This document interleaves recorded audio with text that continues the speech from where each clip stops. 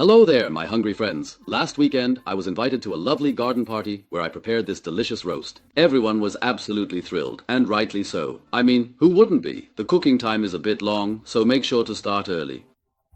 But the preparation itself, as you'll soon see, is quite simple. Here's what we'll need.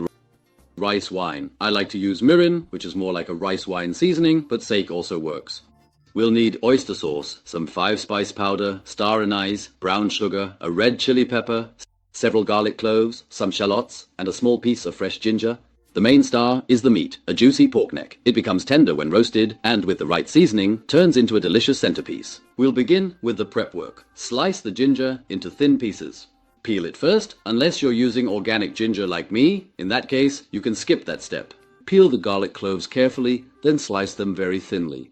Finally, chop the chili pepper into small pieces. If you enjoy extra spice, definitely include the seeds for added heat. Now, let's prepare the shallots. Start by peeling them carefully, then chop them finely so they mix well into the dish. Now, in a bowl, let's carefully combine the rich oyster sauce with the sweet brown sugar. And don't forget to pour in a splash of rice wine. All right, everyone, let's mix everything thoroughly. If you have a whisk, use it. It makes a difference. Stir until the sugar blends smoothly. First, get a roasting pan that fits. Now, gently place that pat-dried piece of meat in. Gently spread the vibrant ginger slices, aromatic garlic slices, and spicy chopped chili, along with the delicate finely chopped shallots, evenly over the top. After that, add the fragrant star anise, and then pour in the rich sauce to make it all come together. The prepared dark sauce over the meat and into the bottom of the roasting pan. That's it for preparation. After you cover the roasting pan, carefully place it inside the preheated oven. Let the meat roast gently roasted at 180 degree or 160 degree in a fan oven for 2 full hours. So, when you find yourself at the halfway mark of roasting time, please take it out. Remember, everything will be very hot, so use caution. Uncover it to let those mouth-watering aromas waft around, and then pop it back in the oven for the rest of the cooking time.